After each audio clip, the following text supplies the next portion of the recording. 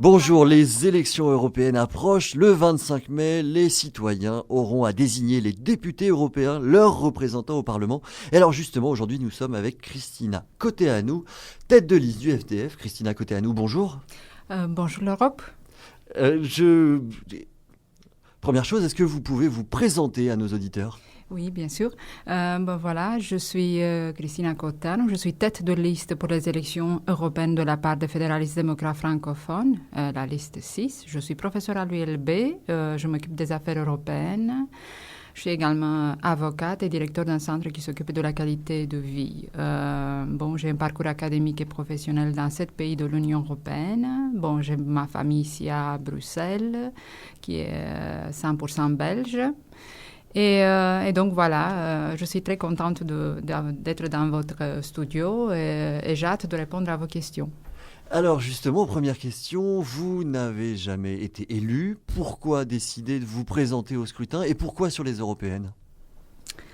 Eh bien, premièrement, il y a une raison tout à fait technique puisque je n'ai pas la nationalité belge, je suis franco-roumaine. Mais ceci étant donné, ma famille, mes enfants sont tous des Belges. Et donc voilà, pour moi c'était, j'étais dans une période un peu de crise existentielle puisque je me suis dit, voilà, il y a trop de choses qui se passent dans nos sociétés, plus particulièrement par rapport aux jeunes, aux personnes âgées, aux petites et moyennes entreprises, à plein de choses. Il y a comme ça, la situation est un peu, disons, pas très rose. On est dans un état de stress continu, que ce soit à cause des avions, à cause des projets qui viennent d'une manière inopinante dans notre jardin ou dans notre quartier. Et justement, dans mon cas, plus précisément, c'est vrai que là où j'habite à Laken, il y avait un projet de la commune de la ville de Bruxelles donc on n'a jamais été informé, on ne sait rien ce qui va se passer, mais donc on sait qu'il y aura là une construction en béton dans un clos qui est fermé, qui était un ancien verger royal, et sur lequel moi initialement j'ai développé un projet d'agriculture urbaine durable qui renforce la convivialité dans le quartier. Mais donc justement du jour au lendemain, j'apprends maintenant il n'y a rien qui est officialisé, et donc c'est pour ça je me suis dit je dois changer les choses et je pense que l'Europe passe toujours par le niveau local. Il faut toujours réagir à notre petit niveau afin que l'Europe change. Très bien. Et alors, avant de déclarer votre candidature, vous n'aviez pas de carte de parti, vous n'étiez affilié à aucun mouvement. Il semblerait que vous ayez demandé vous-même au FDF de figurer sur leur liste. Pourquoi le FDF ? C'est vrai que je me suis manifestée par rapport au besoin d'entrer dans la vie politique. Et il faut savoir que les fédéralistes démocrates francophones, ce sont les seuls, c'est le seul parti qui a, comme un programme politique qui est axé sur l'Europe fédérale. Donc ça a été le déclic. Et ensuite, évidemment, je ne pouvais pas me manifester auprès du PS ou auprès d'autres partis, car je sais que ces partis ont agi dans toute complicité pour préparer ce projet dans mon quartier. Comme je vous ai dit, c'est un projet dont même à l'heure actuelle, les gens ne savent pas de quoi il s'agit, mais on sait que le projet, c'est sur les mains des promoteurs immobiliers. Donc, c'est une politique obscure et je pense que cette politique au niveau local se reflète parfois au niveau de l'Europe et j'aimerais bien changer ça. D'accord. Et donc le FDF, justement, dans l'imaginaire, ça reste un parti belgo-belge. Pourquoi est-ce que le FDF aurait vocation à aller en Europe ? Eh bien, vous savez, FDF, c'est un parti belgo-belge, oui, peut-être, mais il faut savoir que c'est un parti visionnaire puisque toute notre liste européenne est composée par des personnes belgo-européens, belgo-italiens, belgo-espagnols.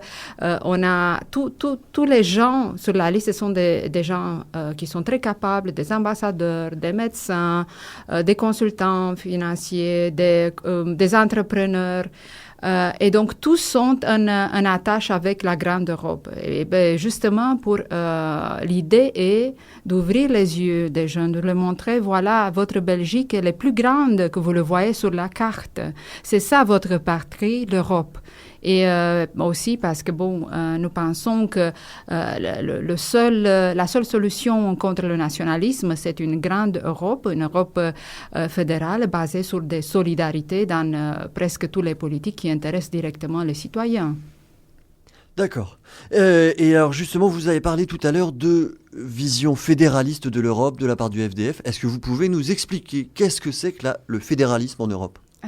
Le fédéralisme en Europe a beaucoup de connotations. Notre fédéralisme à nous, c'est un fédéralisme qui est basé sur la solidarité, que ce soit solidarité économique et solidarité sociale. Et ici, je commence avec la solidarité économique.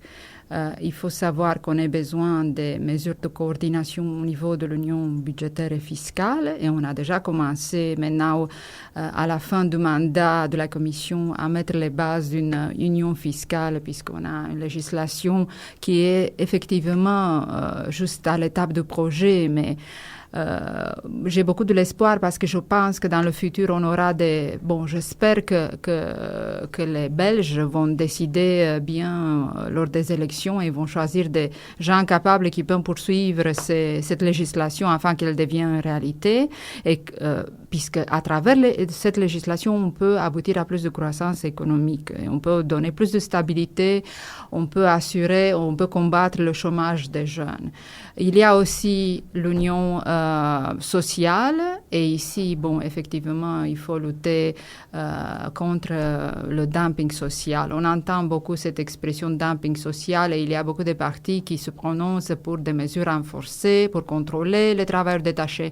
Mais il faut savoir que selon nous, ce n'est pas la seule solution, le contrôle renforcé, parce qu'on sait bien ce qui se passe. On ne peut jamais avoir un contrôle 100% fiable. Donc, il faut avoir des règles dans le domaine social qui sont semblables et que les travailleurs détachés soient assujettis à la loi du pays dans lequel ils travaillent. Voilà. Donc, ça, c'est pour parler de l'union économique et sociale. Il y a aussi la politique de jeunesse, mais j'espère que j'aurai l'occasion de dire un mot à Bien sûr, on va faire une toute petite pause musique. Nous sommes toujours avec Christina Côté-Anou, tête de liste du FDF pour les élections européennes. Nous allons parler maintenant du bilan de l'Europe. L'Europe a plus ou moins 50 ans. Alors, quel bilan tirez-vous, vous, de ce demi-siècle d'histoire ? Eh bien, un bilan, je pense même, c'est assez difficile de tirer, une réponse tout complète par rapport au bilan de l'Europe. Il y a eu beaucoup de choses qui ont été faites correctement, quand même, l'union monétaire. On a eu la citoyenneté européenne, on a eu le programme Erasmus qui a permis plus de mobilité aux jeunes. Mais il faut savoir que je ne suis toujours pas contente avec. C'est vrai qu'on a fait plein de choses. On a eu, par exemple, l'union, le marché intérieur. Mais par exemple, dans le marché intérieur, il faut savoir que maintenant, tout récemment, le commissaire Barnier a pris une sorte de European Single Act qui a permis de simplifier la législation. En matière de mobilité, on a un nouveau programme Erasmus qui, apparemment, il est un peu plus coordonné, un peu plus consistant. Il reste toutefois à évaluer ce programme et à permettre que ce programme puisse s'appliquer aussi, que les jeunes qui viennent des familles qui ne sont pas si privilégiées, qui puissent profiter de ce programme Erasmus. Parce que là, dans le quartier où j'habite, j'avais demandé à plusieurs reprises aux jeunes s'ils savent ce que c'est ce programme Erasmus. Et personne ne sait pas. Donc, il faut diffuser et il faut disséminer de l'information d'une manière ludique, si je peux dire comme ça, friendly. Il faut également permettre plus de participation à la société, à la construction de l'Union européenne. Pour vous donner un exemple, je suis professeure et à l'ULB, parfois je demande à mes étudiants, est-ce que vous voulez un examen classique ou est-ce que vous voulez répondre à une consultation de la Commission européenne sur une politique spécifique? Et beaucoup de gens répondent à cette demande de consultation de la Commission européenne et parfois ils me téléphonent, ils me disent « Ah, vous savez, la Commission européenne m'a téléphoné, ils veulent publier mon My Position Paper sur leur site et ils sont très contents que leur point de vue est pris en considération. » Donc, il faut plus de participation et il faut, j'insiste, il faut que le 25, vous votez pour des gens qui, permettez-moi l'expression, des gens qui sont compétents, qui sont sensibles aux besoins des jeunes. Pas des gens qui arrivent là pour 5 ans et qui s'endorment sur leur chaise et qui se rappellent de temps en temps de vrais besoins des populations. Oui, c'est inacceptable que cette législation dans le domaine fiscal, que tout ce qu'on a eu, l'évolution, disons, dans le marché intérieur, ça a pris tellement de temps. Comment est-ce possible que la situation a été tolérée de cette manière et qu'on entend de la corruption? Voilà, il y a le rapport de Transparency International qui vient de sortir, qui justement, à la page 40, il parle des députés belges, le fait qu'ils créent de nouveaux principes d'éthique, ce qui est inacceptable. Il faut envoyer des gens qui sont compétents et qui sont motivés et qui luttent pour l'intérêt européen de nos populations. Mais il y a des gens compétents sur toutes les listes. Qu'est-ce qui fait que votre liste serait compétente et pas les autres? Eh bien, je ne dis pas que les autres listes sont moins bonnes, mais moi j'ai particulièrement un problème avec les gens qui, par exemple, sont au point de sortir à leur retraite et pourtant ils restent encore sur leur chaise. Et ici, je suis désolée. Le MR, c'est un exemple de ce côté. Je pense que, normalement, l'âge de la retraite est de 65. Envoyer quelqu'un, j'ai tout le respect pour l'âge. Et d'ailleurs, dans nos programmes, il y a justement une partie qui est consacrée à l'Europe des seniors. Mais ceci étant dit, permettre que le tête de liste soit quelqu'un qui a passé toute sa vie et qui maintenant, au lieu de profiter de ce temps et aller prendre sa retraite dans un endroit plein de soleil, cette personne est obligée de nouveau continuer en 5 ans au Parlement européen, au lieu de laisser la place à un jeune qui est dynamique. Donc, si vous ne votez pas pour le FDF, au moins votez pour les partis qui sont jeunes et qui apportent de l'énergie et qui ont toujours dans leur tête les problèmes des Belges.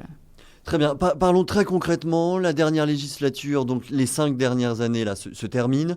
Est-ce que, selon vous, il y a une mesure emblématique de ce qu'a fait l'Europe bien ces 5 dernières années? Bon, il faut savoir qu'ils ont ils ont fait plein de choses. Ils ont apporté des mesures par rapport à la crise financière. Il y a un mécanisme, disons, de coordination. Il y a le semestre européen. Mais une seule mesure. Oh, c'est difficile. Le fait qu'ils ont mis les bases d'une union bancaire, c'est quelque chose qui peut être, la mesure phare, d'après moi. Mais qu'est-ce que c'est que cette union bancaire? Eh bien, l'union bancaire, ça va permettre, disons, plus de discipline budgétaire et éviter que on doit faire face à une nouvelle crise et que ce sont les contribuables qui doivent payer de nouveau la faillite du système financier en Europe. Il y a d'autres mesures qui font référence aux jeunes, mais tout reste à faire. Il faut savoir que c'est maintenant, à la fin du mandat, que tout le monde s'est réveillé et qui a commencé à mettre sur la table des projets de législation.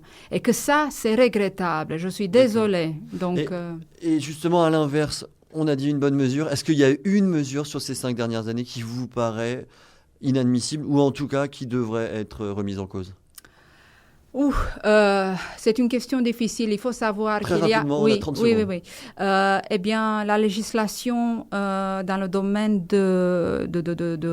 des banques donc la législation qui concerne la séparation entre les banques des affaires et les banques de détail aurait dû être encore plus sévère et je pense que ce n'est pas si conclusif que ça. Donc, d'accord, donc plus de sévérité de la part d'Europe. Vous voulez une Europe plus de discipline et plus d'intérêt pour l'Europe. Pas l'intérêt de l'Europe ne passe pas nécessairement par l'intérêt des États membres, par l'intérêt national. D'accord, très bien. Merci. On fait une pause musicale. On revient pour la troisième et dernière partie. Merci. Nous sommes toujours avec Christina Côté-Anou pour la troisième et dernière partie de cette interview sur l'Europe. Christina Côté-Anou, tête de liste FDF pour les européennes du 25 mai. Alors maintenant, on va parler d'avenir. Christina Côté-Anou, déjà, quelle est votre vision de l'Europe dans l'avenir ? Oui, effectivement, ma vision d'avenir pour l'Europe, c'est une Europe fédérale. Donc, le fédéralisme, c'est l'ADN du fédéralisme démocrate francophone. Nous pensons que juste une Europe fédérale pourra être une Europe plus forte face aux défis globalisants, comme par exemple le domaine énergétique, l'immigration, la politique externe. Donc, tout cela ça passe par plus de solidarité, par des politiques partagées. Nous avons besoin d'une politique commune, que ce soit dans le domaine de la jeunesse avec l'extension de l'article 167. Et donc, on a des mesures phares pour les jeunes de l'Europe.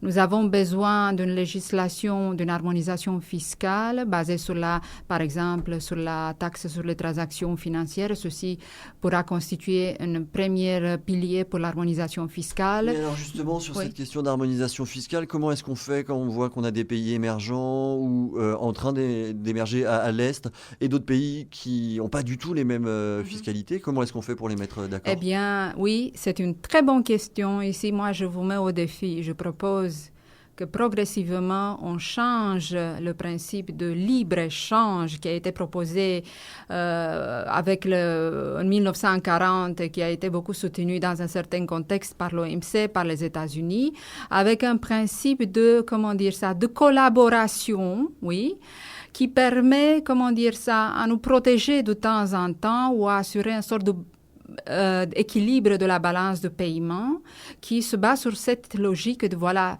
j'achète de toi si tu achètes de moi. Effectivement, il ne faut pas savoir que ça va se faire du jour au lendemain, c'est tout un long processus. Mais il faut garder à l'esprit que nous avons besoin d'un nouvel ordre économique international. Nous avons besoin de la justesse, de la responsabilité, de renforcer la responsabilité sociale des entreprises, d'une politique responsable par rapport aux pays du monde, que ce soit d'Afrique. Mais nous devons mettre les bases. L'Europe doit être aussi forte que ça, d'être capable de changer les règles au niveau international et d'être fière de cette ambition. Il ne faut pas de complexe par rapport au besoin de renforcer son rôle de protecteur dans le domaine des droits de l'homme et donc qu'elle vient avec une sorte de décalogue pour le nouvel ordre économique international. Donc, si je résume bien, vous demandez plus d'Europe. Est-ce que ça ne va pas un peu à contre-courant de l'opinion publique? L'opinion publique n'attend que ça, n'attend que de voir une Europe qui est forte, qui protège. Oui, je suis d'accord avec vous et en fait, je connais les sondages. En effet, c'est vrai que les Européens se méfient de l'Europe. Mais pourquoi? Parce qu'ils savent que l'Europe est impuissante pour protéger leurs droits, qu'ils doivent se débrouiller à travers eux-mêmes et faire face aux défis du marché, de l'emploi. Je suis pour une Europe qui est protectrice des droits de l'homme et qui assure la croissance économique. C'est-à-dire, nous avons besoin d'une maison de l'Europe qui a les murs, bien forts, une fondation bien forte et pas on n'a pas besoin de la fragilité, on a besoin de quelque chose qui nous rassure dans le temps et c'est pour ça que je répète, il faut envoyer des politiciens capables de changer les dogmes et qui savent remettre en cause tout ce qui s'est passé jusqu'à l'heure actuelle dans l'Europe. Et ça, c'est aussi mon appel par rapport aux jeunes Européens. Il ne faut pas se battre juste sur le Facebook. Il faut savoir, il faut remettre, il faut poser des questions aux politiciens. Il ne faut pas accepter leur monologue continu sur l'Europe. D'accord. On a déjà parlé de vos propositions de fédéralisme. Est-ce que vous pouvez nous parler d'une mesure que vous allez mettre en place, enfin que vous allez proposer, une mesure concrète qui servira au quotidien à nos auditeurs? Eh bien, vous savez, je pense que toutes les politiques sont importantes et nous avons, comme j'ai dit, des priorités. Nous, on a un programme pour l'Europe très solide d'une 60-50 pages et donc on a essayé d'examiner tout ce qui a été fait au niveau de l'Union européenne et on a proposé des mesures conséquentes. Maintenant, je commencerai avec l'ABC de nos mesures qui consiste à renforcer la formation des députés européens au principe d'éthique. C'est-à-dire lorsqu'ils sont approchés par les sociétés, par les lobbyistes, qui savent comment ils s'y prendre, qu'ils comprennent s'ils sont, lors de ces discussions, sur le bon chemin, ou s'il y a quelque chose erroné dans le comportement. Et je suis pour un renforcement du code d'éthique actuel, puisque le code d'éthique des députés européens actuel, c'est juste une sorte de code plein des éléments vagues, des principes dont on ne sait pas comment les interpréter. Et moi, je suis pour un code de déontologie qui est basé sur des comportements, sur ce qu'il faut faire, sur des choses bien concrètes. Nous avons besoin, malheureusement, puisque les députés européens viennent des pays si différents, qui n'ont pas toujours une culture, disons, assez forte dans le domaine de, corruption, transparence.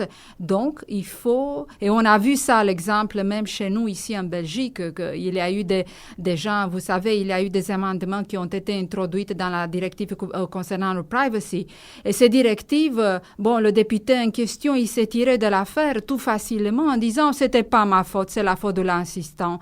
Mais comment on peut accepter ça? Ce n'est pas l'assistant qui porte la responsabilité législative, c'est le député européen. Très bien, Christina Coteanu, merci. On arrive malheureusement à la fin de cette interview. Je rappelle que vous êtes tête de liste pour le FDF aux élections européennes du 25 mai. Merci beaucoup.